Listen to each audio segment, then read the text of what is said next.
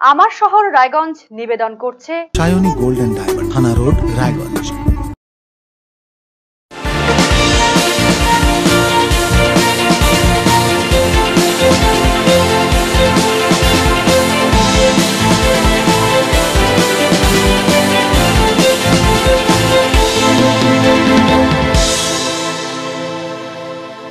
নমস্কার, দেখছেন আরসিটিভি সংবাদ আমার শহর রায়গঞ্জ নিয়ে আপনাদের সঙ্গে আমি রিজু। প্রথমে যে খবর দিকে চোখ রাখবো, রায়গঞ্জ বিধানসভা এলাকায় প্রচারের আগে বৃহস্পতিবার উত্তর দিনাজপুর প্রেস ক্লাবে সাংবাদিক বৈঠক করলেন রায়গঞ্জ লোকসভা আসনের তৃণমূল কংগ্রেস প্রার্থী কৃষ্ণ কল্যাণী। দিন সকালে প্রেস ক্লাব ভবনে এসে উপস্থিত হন তিনি।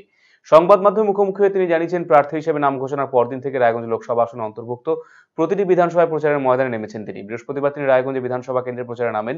তার আগে সৌজন্য সাক্ষাতের পাশাপাশি সংবাদ মাধ্যমের সাধারণ মানুষের কাছে কিছু বার্তা পৌঁছে দিয়েছেন তিনি। প্রথমে তিনি বিগত সাংসদের কর্মকাণ্ড নিয়ে প্রশ্ন তুলেছেন। তিনি বলেছেন, গত 5 বছরের সাংসদ দেবশ্রী চৌধুরীকে দেখা যায়নি। এখানে স্তব্ধ হয়ে গিয়েছিল সাংসদের উন্নয়নমূলক কর্মসূচি। তাই এখানে এই কেন্দ্রে তৃণমূলকে ভোট দিয়ে জয়যুক্ত করার আবেদন জানিয়েছেন তিনি বলেছেন, ভোটে জিতলে রায়গঞ্জ থেকে সরাসরি দক্ষিণ ভারতগামী ট্রেন চালু বিষয়ে উদ্যোগী হবেন। এছাড়াও রায়গঞ্জ শহরে জ্বলন্ত যানজট সমস্যা রুখতে সক্রিয় ভূমিকা গ্রহণ করবেন তিনি। 7টি বিধানসভা উন্নয়নের জন্য মাস্টার প্ল্যান তৈরি করবেন। রাজ্যের মুখ্যমন্ত্রী মমতা বন্দ্যোপাধ্যায় উন্নয়নের নিরিখেই মানুষ ভোট দেবে। তিনি দাবি করে তিনি আরো বলেন, এবারে লোকসভা নির্বাচনে কোনো দলই কেন্দ্রে একক সংখ্যা গরিষ্ঠতা পাবে না। ভোটাভুটির মাধ্যমে প্রধানমন্ত্রী মনোনীত হবেন।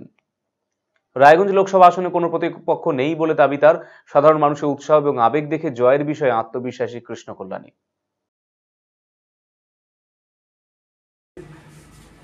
বিগত 5টা বছর একটা সাংসদের যেটা ভূমিকা, সেই ভূমিকাটা আমরা দেখতে পাইনি। সাংসদের তরফ থেকে যে উন্নয়নটা, সেই উন্নয়ন কিছু হয়নি। সাংসদকে, দেবশ্রী চৌধুরীকে দেখা যায়নি। এখানে উন্নয়নটা স্তব্ধ হয়ে গেছে।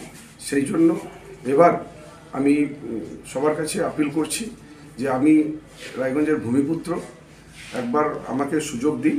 আর রায়গঞ্জের যে বেসিক ডিমান্ড আছে আর যে ডেভেলপমেন্ট আছে, সেই ডেভেলপমেন্ট করার আমাকে সুযোগ দিন। রায়গঞ্জে যেমন আমাদের সাউথের দূরপাল্লার ট্রেন বলুন, সেটা চিকিৎসার জন্য বহুত লোক ব্যাঙ্গালোর, চেন্নাই আর হায়দ্রাবাদে যান, কিন্তু এখান থেকে সরাসরি কোনো ট্রেন নাই। তাদেরকে কলকাতা যেতে হয়, অন্যান্য জায়গা থেকে তারা ট্রেন ধরে। তো আমার এই প্রাথমিকতা থাকবে রায়গঞ্জে যাতে সাউথগামী ট্রেন চালু করতে পারি। তারপর রায়গঞ্জে একটা যানজট বিরাট সমস্যা রয়েছে। তো সেই যানজটটা, যেটা আমাদের রেল ক্রসিংয়ে রয়েছে, সেটা আন্ডারপাস কিংবা ওভারব্রিজ যাতে হোক। তেমনি আমার আরও যেটা 6টা বিধানসভা রয়েছে, সেই বিধানসভায় কী কী বেসিক নিডস রয়েছে, সেটা আমরা দেখে নিয়ে একটা মাস্টার প্ল্যান তৈরি করে যাতে এই 5 নম্বর রায়গঞ্জ লোকসভা সার্বিক উন্নয়ন করা যেতে পারে, সেটা আমরা চেষ্টা করব। সেটাই আমাদের এজেন্ডায়, ম্যানিফেস্টোর মধ্যে থাকবে। মানুষের মনে একটা বিশ্বাস জন্মিয়েছে যে যদি ডেভেলপমেন্টের রাজনীতি, উন্নয়নের রাজনীতি কোনো দল করে, তার নাম হচ্ছে তৃণমূল কংগ্রেস। তারা সারা বছর মানুষের সাথে, মানুষের পাশে থাকে। আর অন্য দল বলুন, বিজেপি বলুন, কংগ্রেস বলুন, সিপিএম বলুন, তাদেরকে সারা বছর দেখা যায় না মাঠে ময়দানে। তারা যখন ভোটের ডঙ্কা বাজে তখন উড়ে গিয়ে জুড়ে আসে, বিভিন্ন সাম্প্রদায়িক কিংবা ধর্মের উস্কানি দিয়ে ভোট লুট করার চেষ্টা করে। সেখানে এবার জনগণের যেটা রুচি আর মনোভাব দেখলাম, আমার আই কন্ট্যাক্টে যেটা আমি বুঝতে পারলাম, মানুষ কিন্তু এবার উন্নয়নকে দেখে ভোট দিবে। মানুষ কিভাবে উপকৃত হচ্ছে, কোন সরকার কি তাদেরকে উপকৃত করছেন কোন প্রকল্পের মাধ্যমে, এই সব নিরিখে ভোট দিবেন। বিজেপির তরফ থেকে যদি ভূমিপুত্র ক্যান্ডিডেট করা হয়, সেখানে কি কোনো ইম্প্যাক্ট পড়বে? না, বিজেপির তরফ থেকে না। বিজেপিকে 5 বছর রায়গঞ্জবাসীর সুযোগ দিয়েছিল, আর সেই সুযোগ দিয়ে রায়গঞ্জবাসী হতাশায় ভুগছে, নিরাশায় ভুগছে। অতএব রায়গঞ্জবাসী এটা বুঝে গেছে যে এখানে যদি কোনো ডেভেলপ যদি করতে পারে, তাহলে সেটা তৃণমূল কংগ্রেস করতে পারবে। সেই জন্য রায়গঞ্জবাসী আস্থা এবার তৃণমূল কংগ্রেসের উপরেই রয়েছে। সেই জন্য রায়গঞ্জবাসী এবার আমাকে, কৃষ্ণ কল্যাণীকে প্রচুর ভোট দিয়ে জয়যুক্ত করবে। বৃহস্পতিবারও প্রার্থী ইস্যুতে বিজেপির বিক্ষুব্ধ গোষ্ঠী ধর্ণা অব্যাহত। রায়গঞ্জে নিজেদের অবস্থানে অনড় বীণা ঝা, দ্বারিকনাথ বর্মনরা। এদিনও একইভাবে ভূমিপুত্র বা ভূমিপুত্রীদের প্রার্থী করার দাবিতে সোচ্চার হয়েছেন তারা। জেলা বিজেপি নেত্রী বীণা ঝা জানিয়েছেন, বারবার রায়গঞ্জ আসন থেকে বহিরাগত প্রার্থী আনা হচ্ছে কেন? এই জেলায় বহু যোগ্য নেতা নেত্রী রয়েছেন, বহিরাগত প্রার্থী কোনোভাবেই তারা মানবেন না, এমনই সাফ জানিয়ে দিয়েছেন তিনি। স্থানীয় প্রার্থীর নাম ঘোষণা না হওয়া পর্যন্ত এই আন্দোলন জারি রাখার হুঁশিয়ারি দিয়েছেন বীণা দেবী। দেখুন, আমরা কালকে সকাল 10টা থেকে এখানে বসেছি, সারা রাত এখানেই ছিলাম। কিছুক্ষণের জন্য আমরা ফ্রেশ হতে গেলাম পাশের বাড়িতে। আমাদের অবস্থান বিক্ষোভ ততক্ষণই চলবে যতক্ষণ পর্যন্ত আমাদের এই উত্তর দিনাজপুর আম জনতার যে দাবি ভূমিপুত্র বা ভূমিকন্যা, এটা যতক্ষণ আমরা জানতে না পারি, গ্রিন সিগন্যাল না পাই, অর্থাৎ প্রার্থীর নাম ঘোষণা না হওয়া পর্যন্ত আমরা এখানে অবস্থানে থাকি। আপনাদের এই আন্দোলনের ফলে তো এক প্রকার গোষ্ঠীদ্বন্দ্ব প্রকাশ্যে আসছে। না না, অভিযোগ করছে বিরোধীরা। না না না, এখানে গোষ্ঠীদ্বন্দ্ব কিছু নেই। আমরাও বিজেপি করি, ওনারাও বিজেপি করে। তফাৎটা হলো ওনারা বহিরাগত চাচ্ছে, আমরা ভূমিপুত্র বা ভূমিপুত্রীকে চাইছি। আপনাদের মাধ্যমে আমি জিজ্ঞেস করতে চাই, উত্তর দিনাজপুর জেলাতে কি শিক্ষিত ছেলে মেয়ে নেই?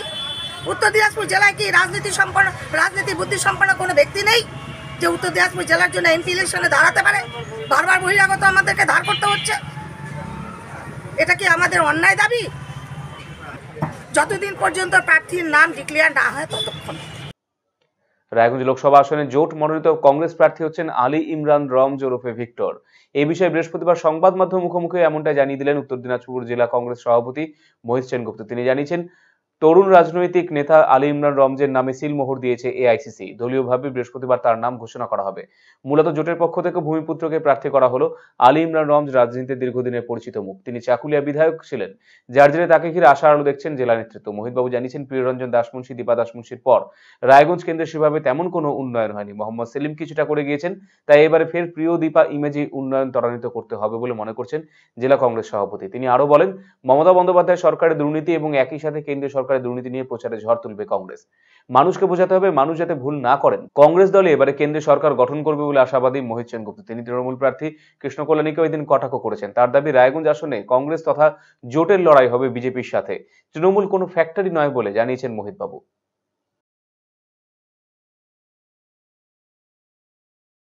আজকের মধ্যে আমাদের প্রার্থী ঘোষণা হবে, এআইসিসি ঘোষণা করবে।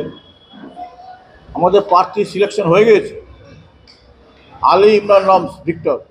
তিনি আমাদের লোকসভার বাম কংগ্রেস দলের প্রার্থী, জাতীয় কংগ্রেসের প্রার্থী, কিন্তু আমাদের সিডব্লিউসি মিটিংয়ে ওর নাম পাস হয়ে গেছে, অ্যাপ্রুভ হয়ে গেছে। ভিক্টর আমাদের প্রার্থী হবে, বাম কংগ্রেস দলের প্রার্থী।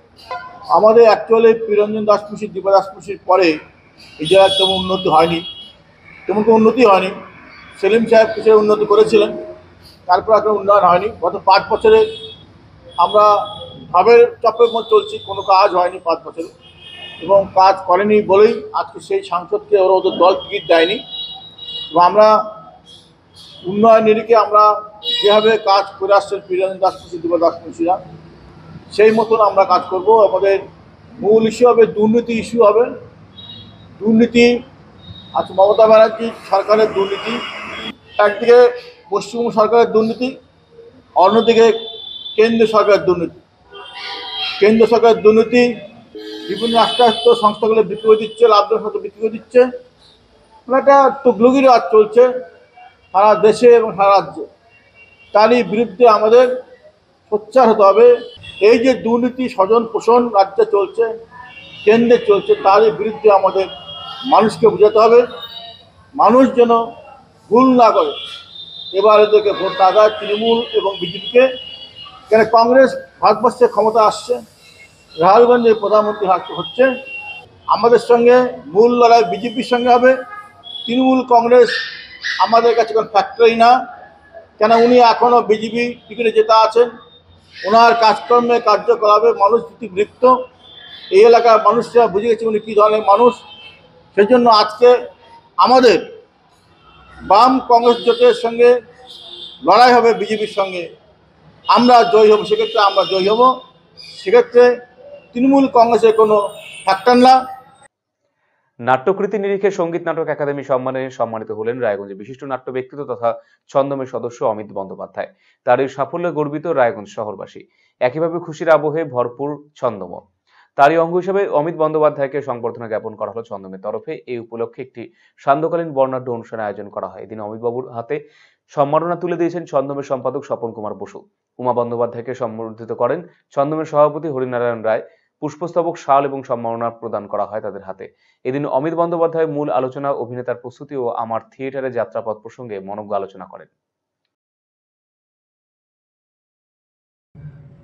अटके रहे शब्द, सिले रहे होंठ, रोंधा रहा गला, उसके हाथ कभी नहीं लगी वो पर्ची जिस पर लिखा था कहो। अटके रहे शब्द, सिले रहे होंठ, रोंधा रहा गला, उसके हाथ कभी नहीं लगी वो पर्ची जिस पर लिखा था कहो। 3 बार तलाक कहा तो परित्यक्ता हो गई, घुटती रही उसकी फरियाद। আমার শহর রায়গঞ্জ এখনকার মতো এই পর্যন্তই। সমস্ত খবরের জন্য চোখ রাখুন RCTV সংবাদে। নমস্কার।